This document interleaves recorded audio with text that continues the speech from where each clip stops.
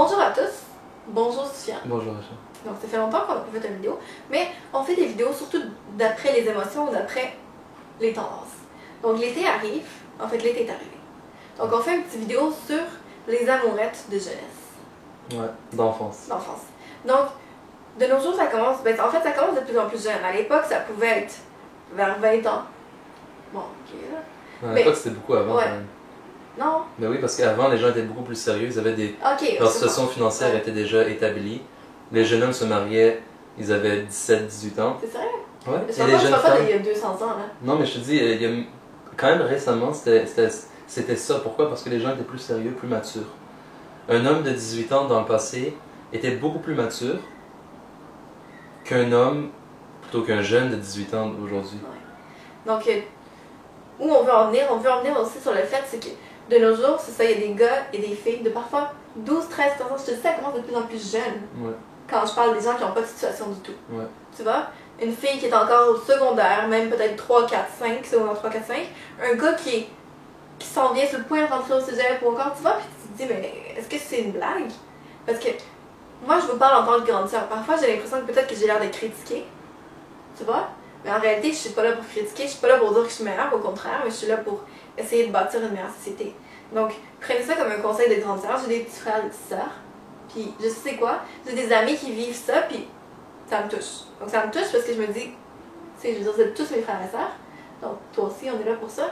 Alors, ça, c'est un conseil à vous de vous dire que, ben, tu vois, accélérez pas ça, accélérez pas les choses. Puis la beauté, la bénédiction de la chose va être encore plus belle si vous deux, vous êtes en âge et prêts.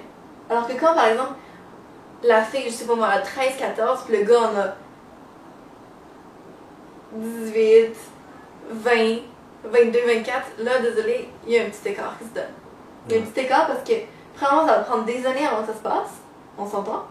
Parce que les parents de la fille vont pas être prêts à vous donner sa fille, je parle au gars, puis le gars, s'il est pas prêt à la prendre en charge. Donc, tu vois, je veux dire, tu sais, je comprends pas comme, qu'est-ce qu'il pense qui va arriver après 2-3 ans, ça va être, tu sais, les liens se renforcent, qu'est-ce qui se passe? C'est pas comme si on sait qu'on se rétable l'un pour l'autre, puis on se parle pas. Ça devient dangereux. Ça devient très dangereux. Puis ça devient qu'à la fin, vous pouvez juste pousser au point de faire des erreurs, puis c'est, ouais, parfois c'est les vies de l'un et l'autre que vous brisez en quelque sorte. Ben, en réalité, ce qu'on brise, c'est aussi on brise l'amour entre les deux parce que souvent, ces histoires-là vont jamais aboutir. Ça tue le poussin dans l'œuf. Ouais, parce que tu crois que tu es amoureux, en réalité tu l'es. Et c'est seulement une émotion, c'est un sentiment. Mais c'est plus que ça l'amour. L'amour qui va vivre et qui va survivre, c'est quelque chose qui est accompagné d'un sentiment aussi de responsabilité. Donc le jeune homme de 18 ans qui se met à reluquer une jeune fille de 14 ans, par exemple, et qui là commence à s'échanger des petits mots, etc. Ça commence comme ça, doucement, c'est un inoffensif. Sauf que ça, cet amour-là, ça va aboutir où? Où ça va mener? La fille, elle a 14 ans. Est-ce que tu crois vraiment qu'elle va se marier dans les prochaines années? Même pas. Ça va prendre 5-6 ans. Et toi, qu'est-ce que tu vas faire en attendant? Rapidement, on tourne autour du pot. Après 2-3 mois, on connaît déjà la personne. Qu'est-ce qu'on fait après? On dit on arrête? Non, on n'arrête pas. Et c'est là que ça devient dangereux. Puis le petit jeune homme de 18 ans, pourquoi numéro 1, il se met à tomber en amour avec une fille de 14 ans? Numéro 1. Si lui-même n'est même pas prêt à se marier. Pourquoi? Parce que tout ce qu'il fait de sa journée, c'est par exemple jouer à l'ordinateur.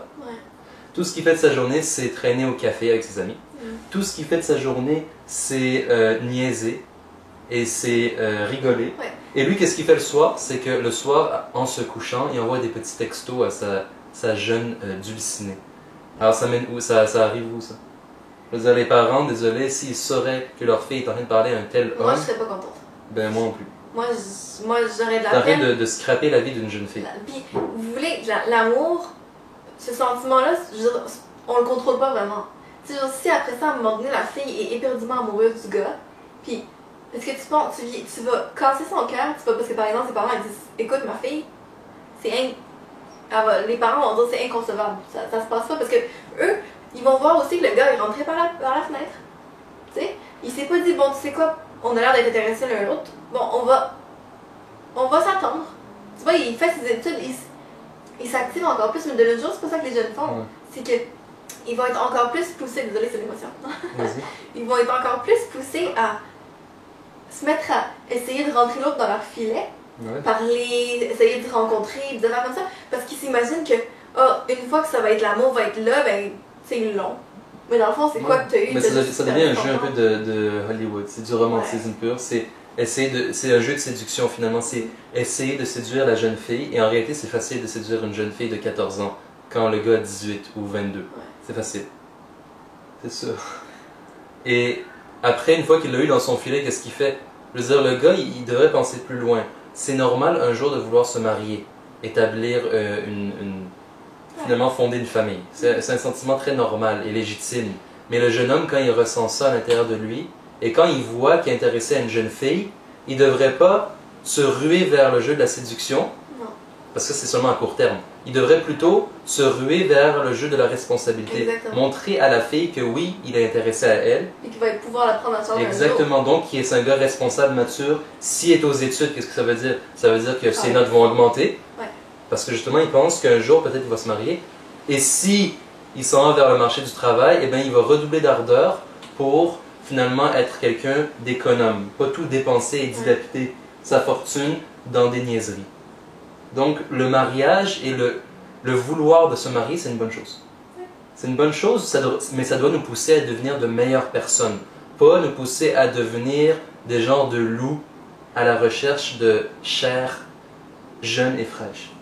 Donc là, le vidéo est assez complet, mais on va faire une version 2 dans laquelle on va parler de quelque chose. Qui est? On regarde la surprise? Ok. Donc, à la prochaine.